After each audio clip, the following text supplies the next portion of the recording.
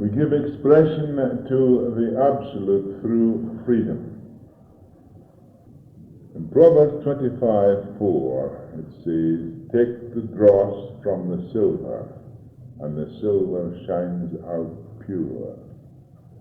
That's exactly the same with the spirit of man. It means to say that when you take out the dross from the soul of man, the soul shines out pure.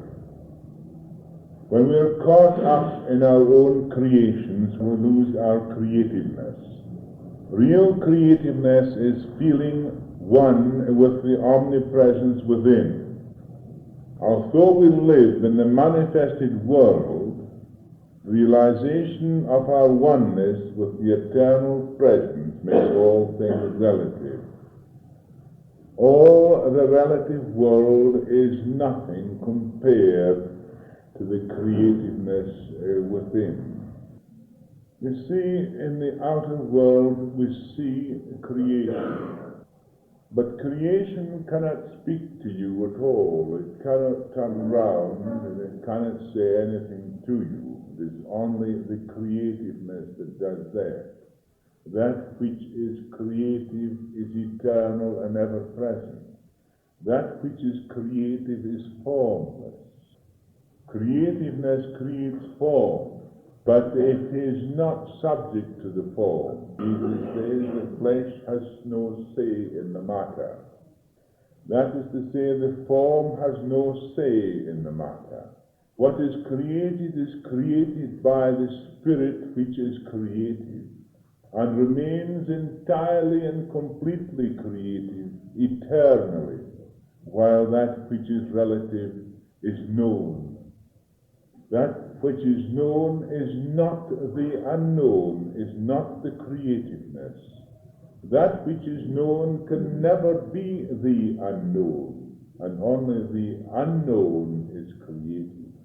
Therefore, when we see clearly this fact, you begin to analyze or to discern your own thoughts, discern your own mental formulations.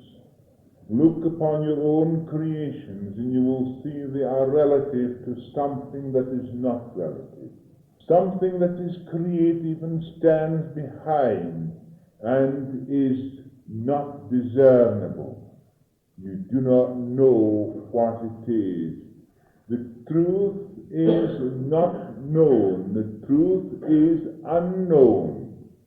You will never know what the truth is. You can only see the manifestation of the truth. But when you see the manifestation of the truth, you will know that the truth has manifested. And that is to say, when you have seen me, you have seen the Father. It's a tremendous question that troubles most minds. And everybody is trying to find out what the truth is. But that is an impossibility. What is known is not the truth. No matter how you can create in your mind or build up in your mind ideas of the truth, try to prove the truth. You can never do so because the truth is beyond the mind. But once we see this, and once we know that we are the living truth, then the truth is not something abstract. It's not an abstraction, something that is away and is not present. But it is the livingness, the life, the livingness that you are now at this very moment. Then you will know that you are the truth, and only in that livingness is there creativeness. The majority of people know only the objective world, a world that formulates laws, regulations, creeds, dogmas, etc., that cause separation. These people are not aware of the one life that is creative yet formless. A life that is eternal and ever present in its omnipresence, which is our livingness.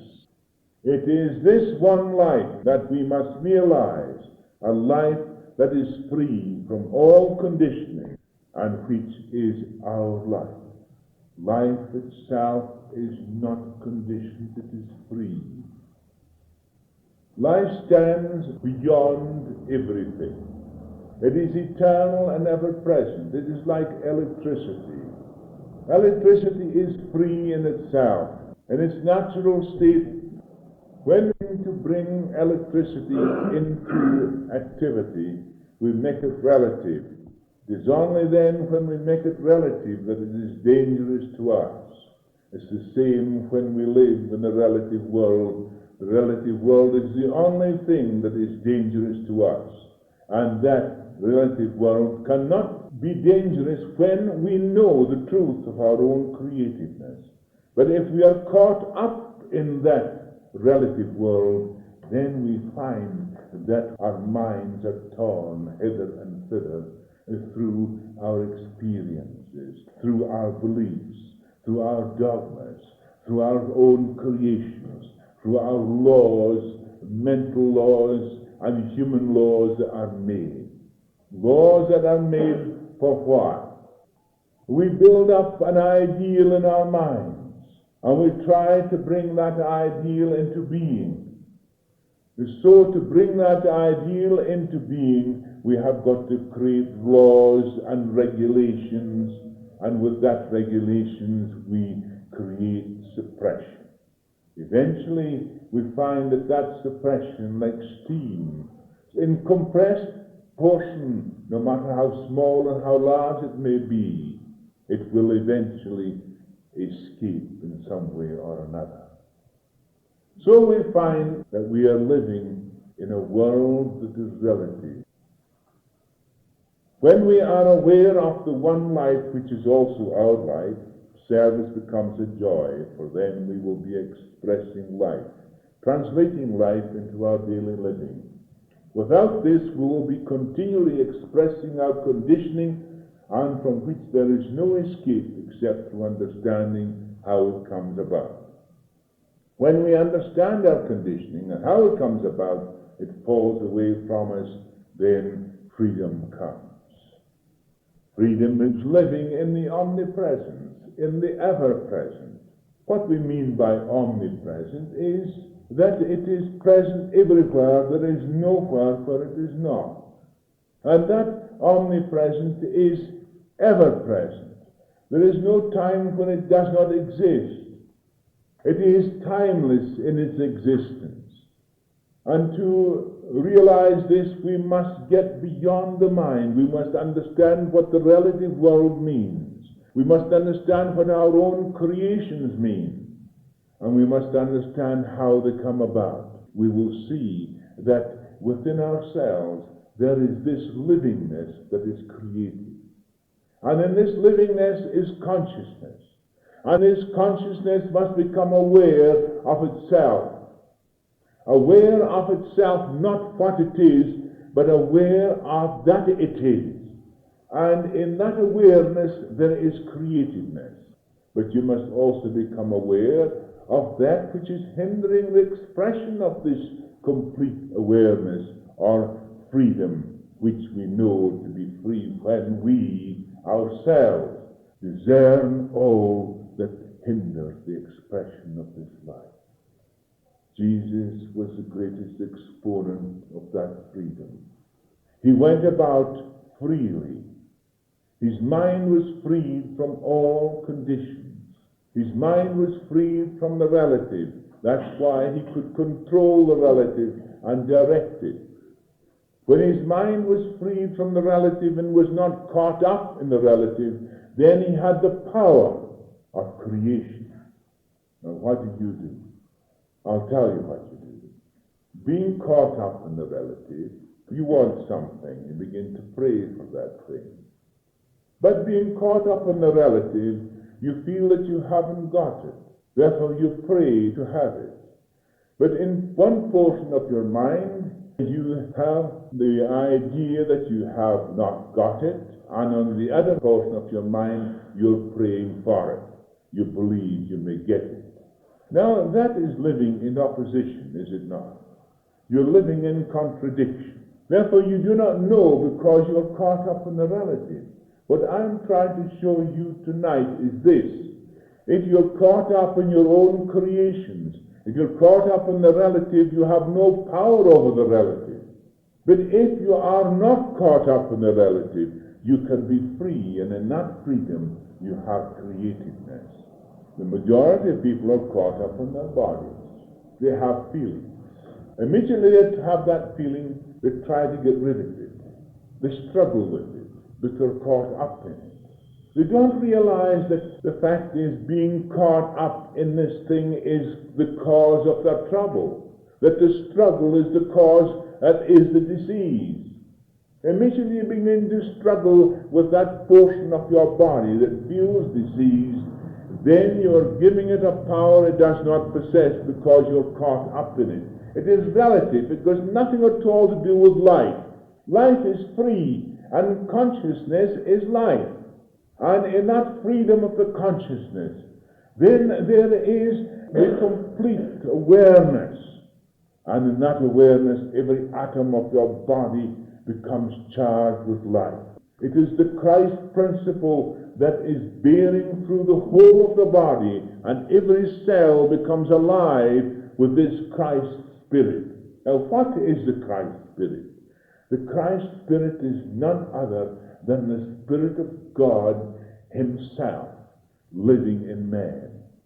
Therefore, I say, this livingness and this Spirit, this truth, this aliveness, you may call it, whatever name you like to give it, it makes no difference because it's alive and living. And this livingness you know to be, I am. In that then is the truth, is the power.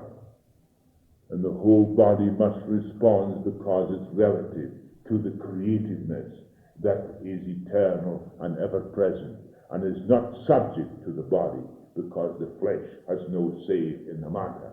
But if you're caught up in those things, your consciousness becomes bound in the prison because it is caught up in the relative.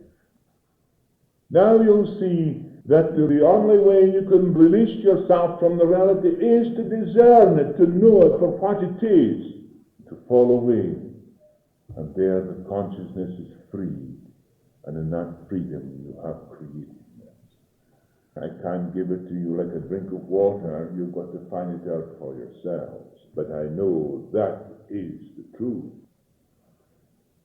So freedom is living in the ever-present. This is living in reality and not being caught up in the past or the future or the relative world which we think is real, when it is but the manifestation and has no creativeness of its own. When Jesus said, Lazarus, come forth, he was speaking from the ever-present life in which there could be no limitation. If we do not understand this, we will be limited by the physical form in which we exist temporarily. Now you know that like you exist in this body temporarily, and one day you will shed this body. And when you are freed from this body, you will no longer be troubled with the conditions of the body. You will just be as you are, completely freed from those conditions. Therefore, why are you conditioned now in your own consciousness when the flesh has no say in the matter? I often wish that I could tell people what it is.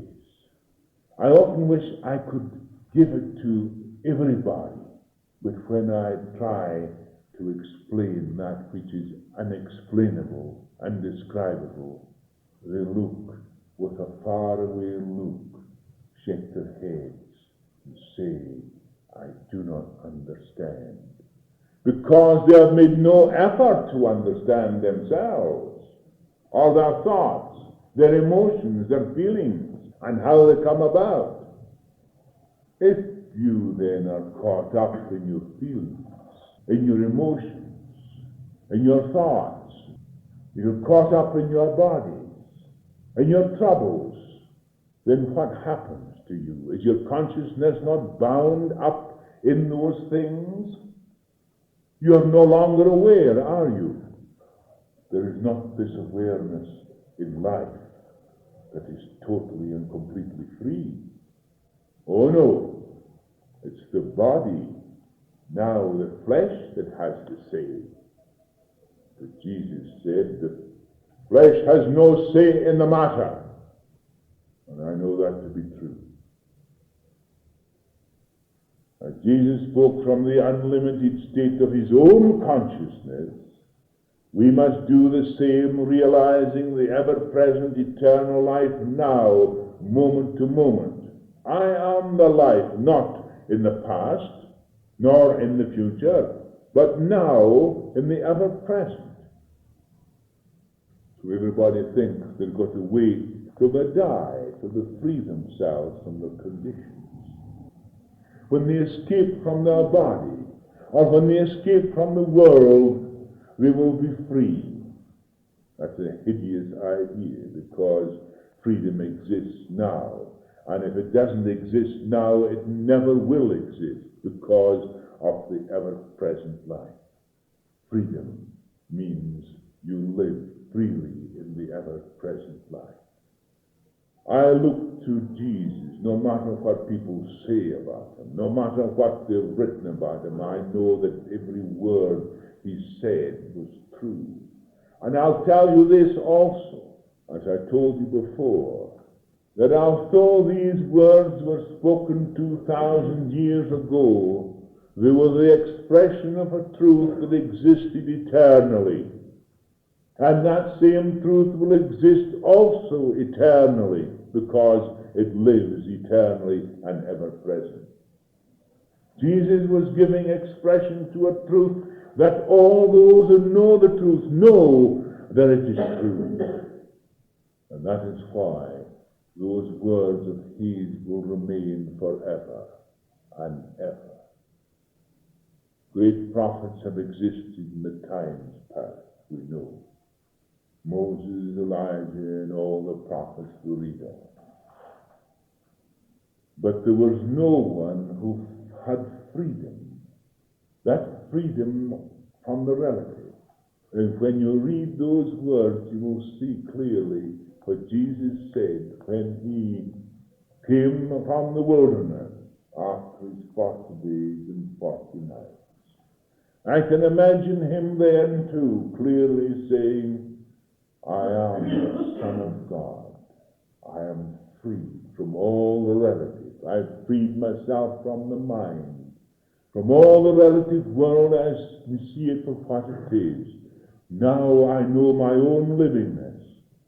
I know that the Father and I are one. And that awareness was not an idea or a belief, but a natural living reality. A conscious awareness of that livingness, which give him the creative power to say, Lazarus, come forth, because life had no limitation when free from the relative. And you speak those words then, seek in your mind and see how you're caught up in the relative. It is quite easy to find out. There's no difficulty in finding out whether you are caught up in the relative or not. Don't think it's difficult, remember. It's not difficult. It's quite easy when you realize that these things have no power of their own except the power that you give them. When we are caught up in the past and the future in opposites and good and evil, which we think are realities, while in themselves they are nothing but the product of our own minds, in reaction to our own conditioning, we live in limitation and confusion. Yes, we see evil all over the world. We see murder, we see all sorts of things. But what is the greatest evil in the world today? Is it not man's hate for his brother? Is it not so that hate brings destruction to the human family? And why does one hate his brother? because he's taught to hate his brother from the time he was born. He's conditioned by his nationality. He's conditioned by his religion. He's conditioned by his parents. He's conditioned by his environment. And he grows up with the hideous idea of hate instead of love. The blind lead the blind, and they all fall into the ditch. Oh, what a wonderful truth that is. Life alone is creative, and to be, I am, is to create. Becoming can never be creative. That is to say, you come here with the idea that you can become something, that you can become creative. And you look into the future for this creativeness. It will never come, never. Because becoming is going away from reality. Reality is now. You do not create it. It is a livingness that is now. I wish I could give you this realization of the livingness that I know to be true. But it is a truth. It's a livingness that is created. And in that freedom of that livingness, there is love and affection, which is the only reality there is. There is no other reality in the whole world but love and affection. And without it, the human family is doomed to destruction. We find a lull at the present time in the world of affairs. We see conferences here and conferences there. Is there any affection in these conferences? Is there any understanding in these conferences? No, there is nothing but political junk. And politics, as I see it, is the danger for the community throughout the whole world. Politics divides a nation into sections, where one says this party is the opposition, and so forth, and this is the government, and they must have an opposition. How can you ever have harmony when you have got opposites? Everyone trying to tear down what is being built up. Throughout the whole world we see politics. In every nation is politics. And what is that politics? Division. Division in the nations, division in the world, which brings cruelty and hate. You've only got to look around you, you will see how stupid the whole thing is. Eventually, perhaps, not until some great catastrophe comes upon the people of the world, will they listen to the truth, the fatherhood of God and the brotherhood of man. Unless we understand this, we will forever live in limitation in opposites. When we are caught up in our own ignorance, we lose the creativeness that can speak the word, Lazarus, come forth. When we have discerned all these hindrances, there will arise an awareness which is the expression of reality itself. Then we will know that there is no such thing as limitation in reality, but reality expressing itself in which there is no limitation. When we experience this, we will know the meaning of, when you have seen me, you have seen the Father. You know, it seems impossible that the mind of man can grasp the mind of that man called Jesus. It seems impossible that we can grasp that mind, but I see no reason why we cannot grasp that mind.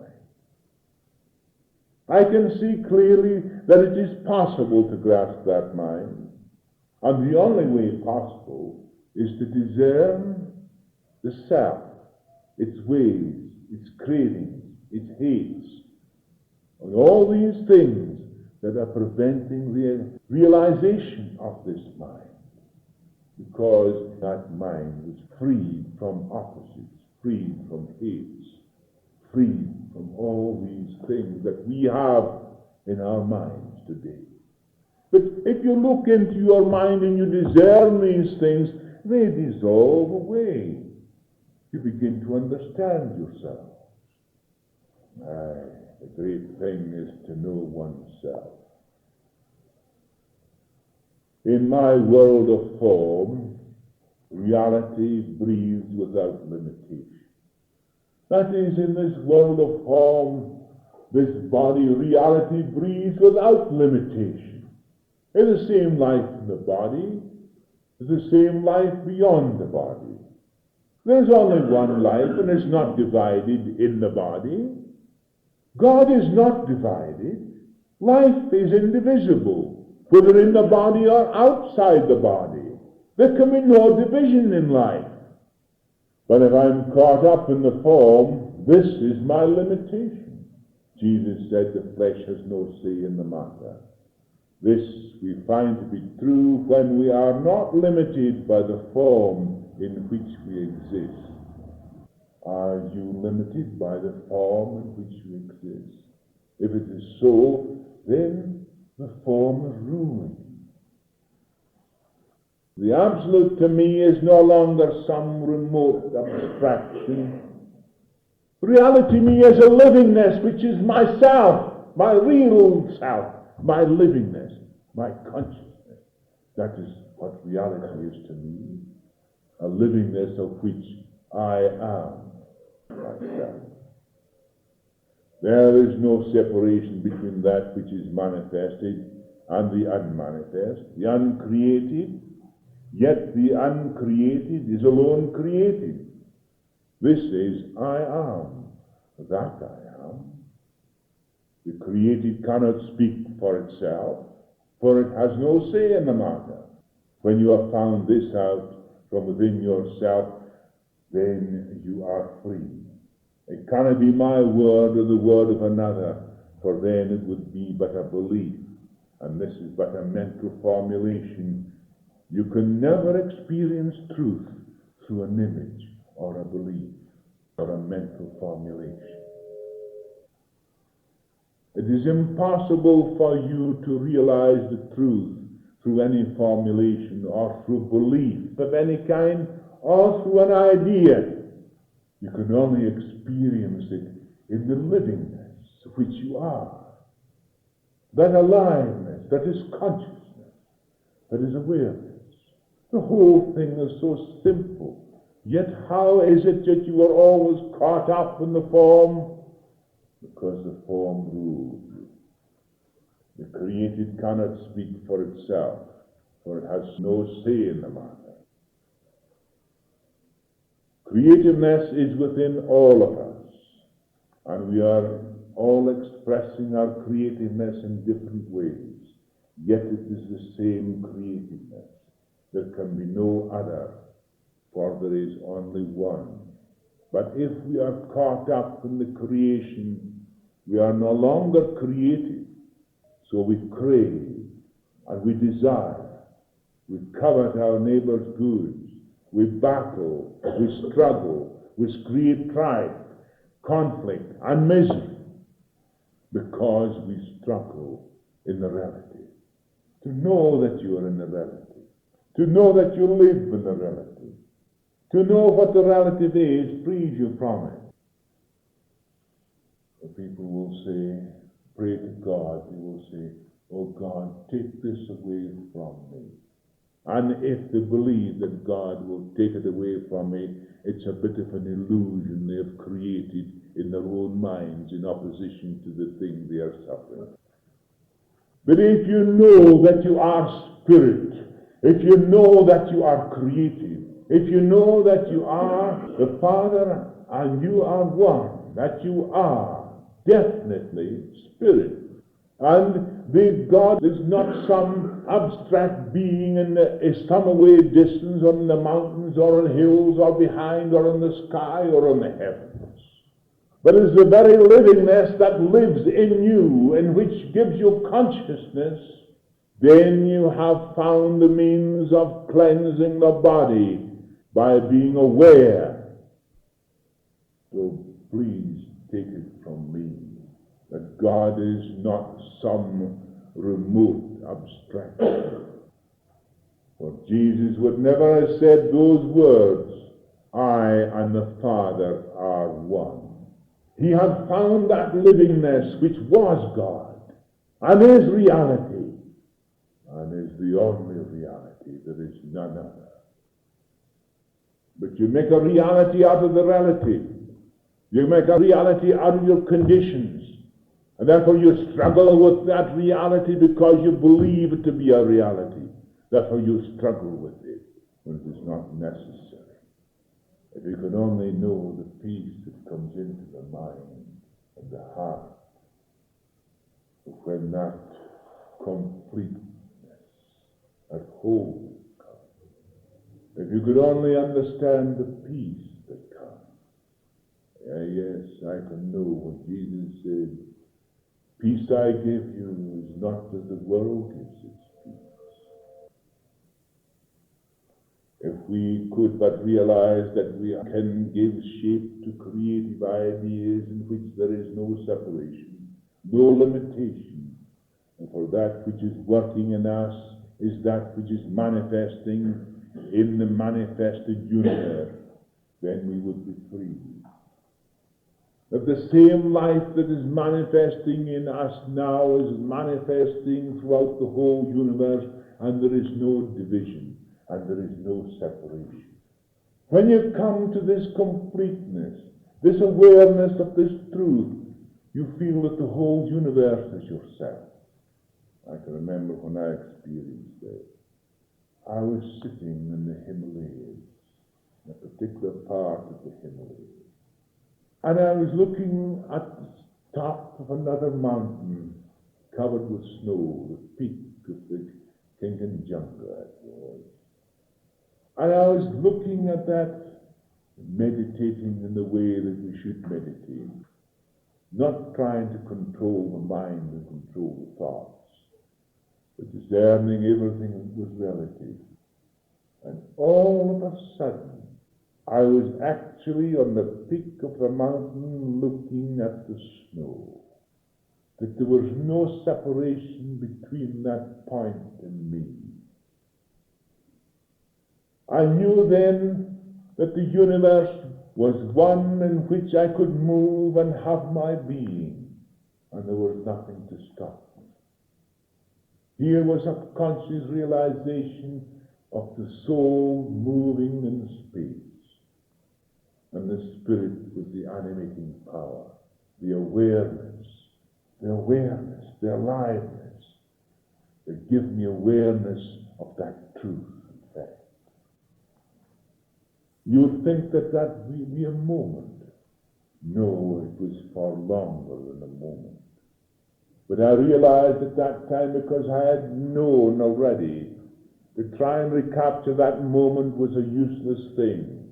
That experience would be only in my mind. But the principle, the life, and the consciousness, and the ways and the means were always present. Therefore, it was possible always. Life remains itself no matter in what form it is expressing itself. When this is understood to the full, the release of the creativeness from within takes place and finds full expression in the form. The form is a living energy and manifestation. Pluck a flower and it is there, a handful of earth and you hold it in your hand. The world about us is no longer a prison house, as the air and sky reveal its presence. That livingness. Reality has ceased to become a stranger, something afar off, while we become conscious of its presence from which we cannot be separated. That is the whole thing, to become conscious in that presence in which there is no separation. You know, it is said often, do not let your left hand know what your right hand does. I know that is true. It is most essential that we do not let the left hand know what our right hand does. As most people are always saying what they have done and so forth. But it's sometimes as a lesson that we should realize that although we do things, that we give and give and give, but we do not say what we do. Because when we do that, we have had our reward.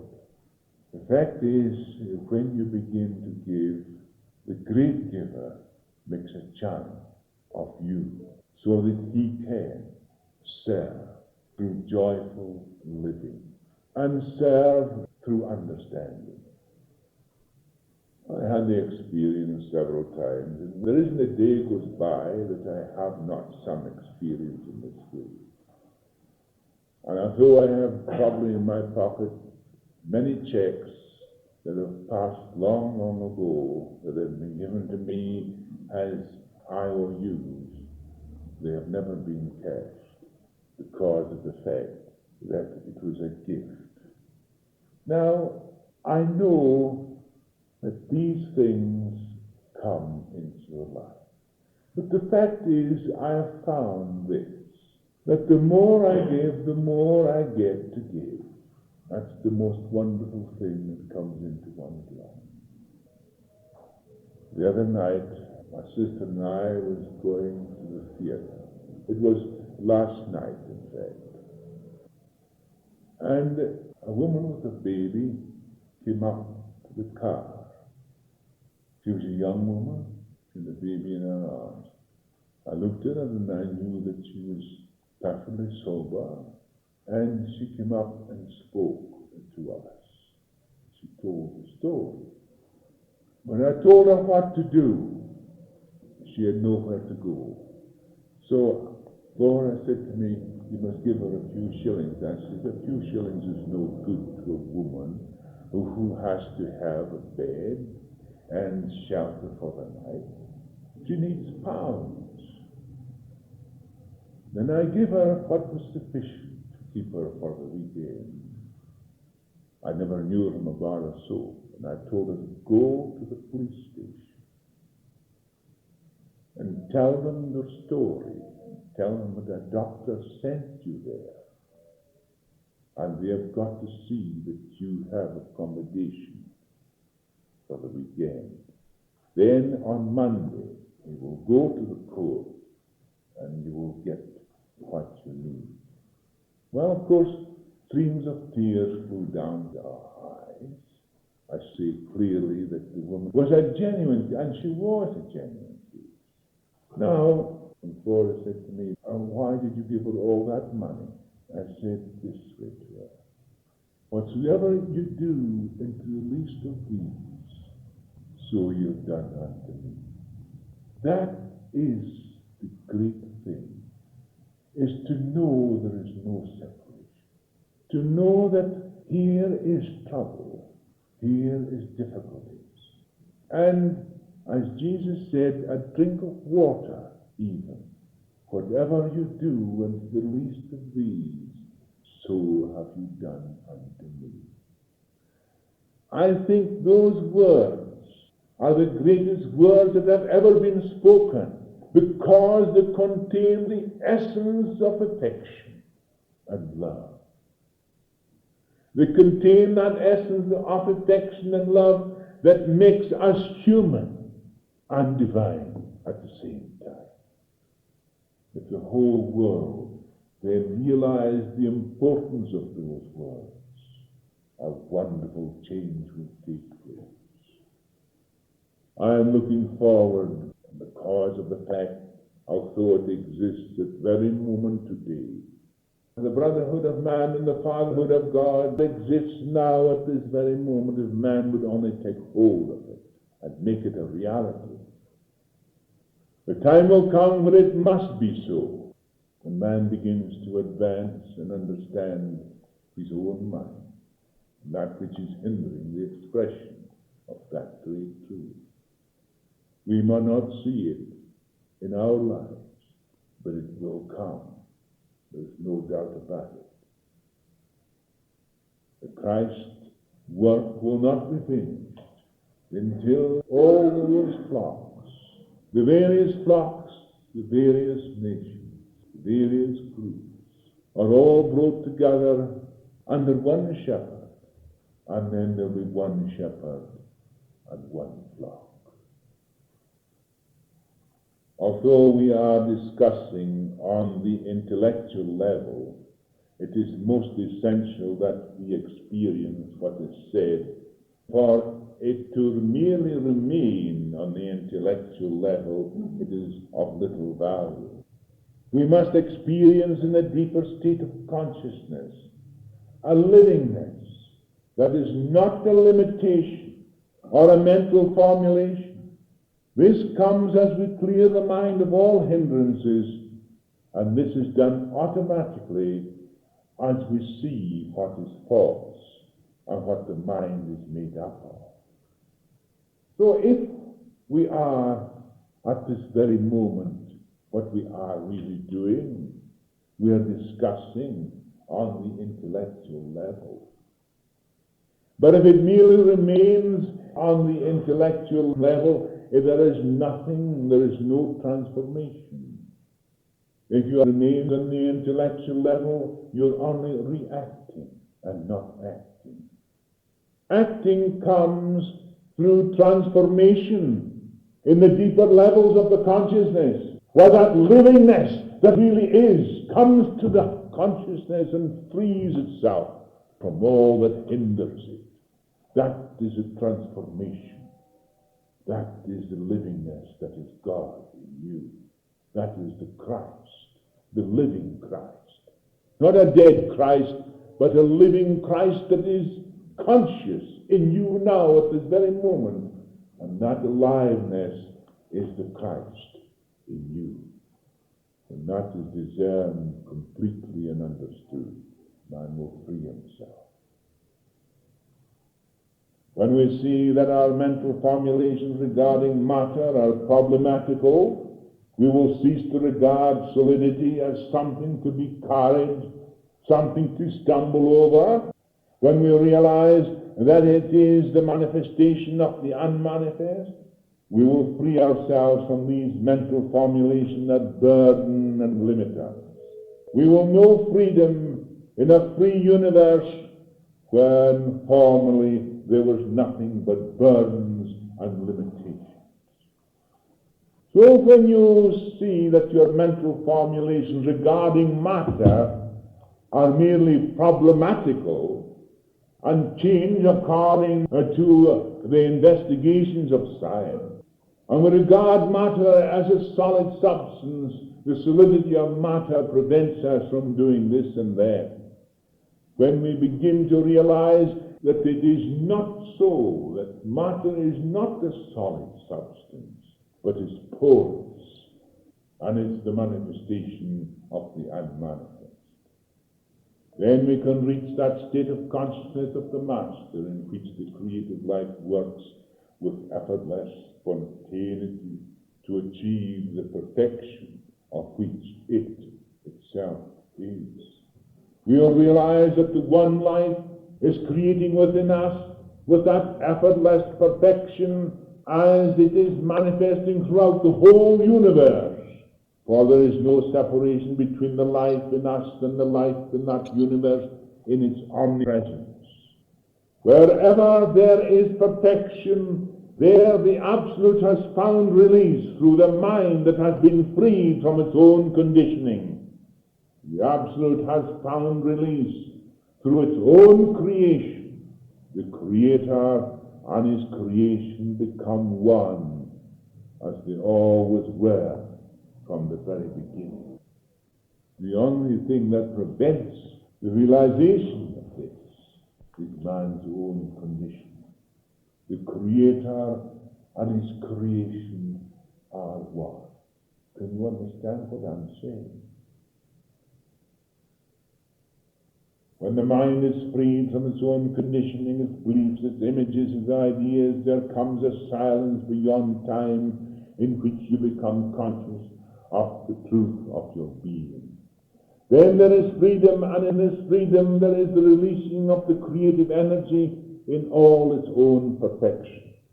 The bodies become strong, virile. Things that worry will pass away.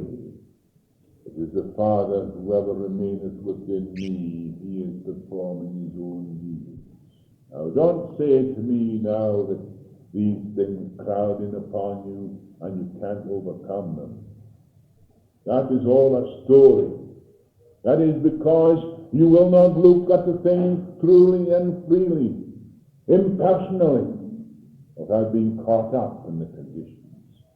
In great works, in art and crafts, in commerce, and in industry, there is the hand of genius. With freedom and experience, we cooperate with this creative genius, that which is life's expression, and which amazes all who look upon it. This is the creativeness within, being given expression through the unconditioned mind, the unmanifest. The uncreated life manifesting in us is given release through freedom, and only through freedom is this realized. Yes, in great works, and in arts and crafts, in commerce and in industry, we see this genius. We see the intelligence in operation, and the freer the mind is, the greater is that genius. The greater amount of intelligence that is operating throughout the whole universe is operating through that mind that has freed itself from that condition. It is, I have mine own self from nothing. It's the Spirit of the Father within me that doeth these things. Let us understand this clearly, that man and not God made yesterday and tomorrow. God is ever-present life, and to live in the ever-present life is freedom. The Spirit of God is the Christ in mankind, and is the ever-present life that knows no past or future, being ever-present and eternal. Look into your own mind then and see if you're living in the past and in the future. And if you are living in the past and the future, you will know that you are not living in the present. And when you know that you are not living in the present, it's the first rung of the ladder. You put your foot on that first rung of the ladder, and you climb, and the progress becomes eternal and ever-present. Christ, the only begotten Son of the Father, exists in the whole of humanity, and does not age or die. Aging and dying are man's mental conditioning. When you have discovered this, through your awareness, moment to moment, the eternal Christ is revealed. As you know me, as I am, so shall you be. The same Christ 2,000 years ago, the same Christ today, the same Christ a million years ago. It's the same. There is no time. It is in the timeless we find this truth. It is not in time that truth can be revealed to you, because time cannot reveal the truth. The past or the future can never reveal the truth. Only the living present can reveal that truth, that which is living now. I am that living truth. So therefore, God to me is not some abstract being far away in the distance that I've got to pray and supplicate to. But I know that we cooperate. As Jesus said, what I see the Father do, I do likewise. The Father and I are one. This truth does not exist in the conditioned mind, yet all must come to the same state as Jesus did in revealing the Christ of God. But it cannot be done while man is caught up in his different beliefs, in his enmity, in his antagonisms, while man conforms to a ritual, to a pattern, He will be conditioned. And all he can do is to express his conditioning. Not until he frees himself from his conditioning can he find the truth that sets him free. Man is still eating of the fruit of the tree of knowledge of good and evil. Not until he becomes aware of what he is doing to himself will he cease to eat the fruit of ignorance and cling to the tree of life, which alone is his salvation. The prophet saw clearly that the tree of good and evil grew out of man's mind. Therefore he was always looking upon it, and he was living in opposites, and living in confusion. But immediately he saw the tree of life, and he clung to it. He knew that he was free. That life was his freedom. That was his salvation. And when he discerned all these things of the mind, they fell away from him, and he was free from them. They no longer troubled him again. He was freed from them, because life that is eternal and ever present, the love life, the only thing that has affection is love, is the Christ, the living Spirit of God in man. Man must become aware of his oneness with the ever-present reality, and not something afar off which he can never reach. Man must become aware of the Christ filling the whole consciousness. Then we will cease to be at war with ourselves and others. Through our true relationship with one another, we will find peace and happiness. But how can you have a relationship with one another? You cannot have a relationship where there is enmity, where there is jealousy, where there is hate, where there is separation. Can you have true relationship with one another when you are in conflict with one another? There is no such thing as true relationship in that way.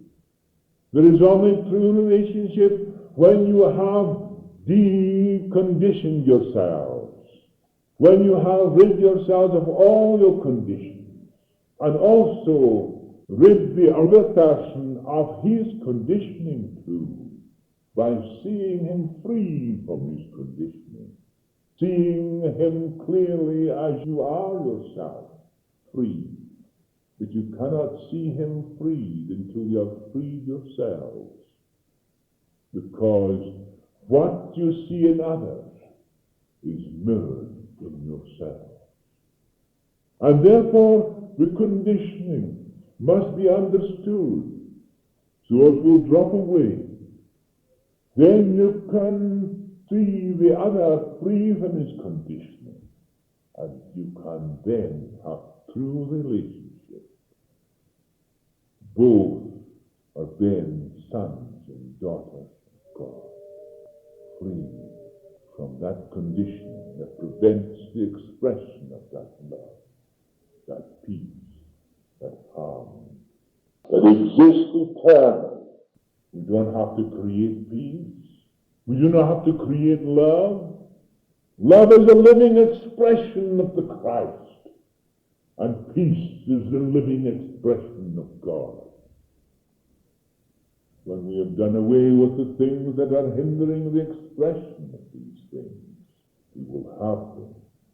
They are now, because we do not create them. In the personal sense, there is always pain and conflict. Yet through discerning thoroughly this limitation, we will find the unlimited, the beloved within ourselves. Then our affection becomes free from attachment, free from possessiveness, and glorious in its expression. For we will know our neighbor as ourselves. Whatever you do unto the least of these, so you do unto me. That which is born of the flesh is flesh. That which is born of the Spirit is spirit. Benediction, O ever-present life, Thou alone art created. Thou canst not be antagonistic to thine own creation in any form. It was the illusion of separation in my mind, when in ignorance of our oneness, that created my fear and loneliness. The illusion of separation was the cause of ill health, unhappiness, and sense of lack. But in my despair, I dimly heard thy silent voice say, remove from your mind all that hinders my expression in you, and we will be one as we always were one. Then thy light that shone from the beginning shone in every corner of my being. Henceforth, beloved one, there shall be no more darkness, for I shall live in thy presence forever. O eternal created one.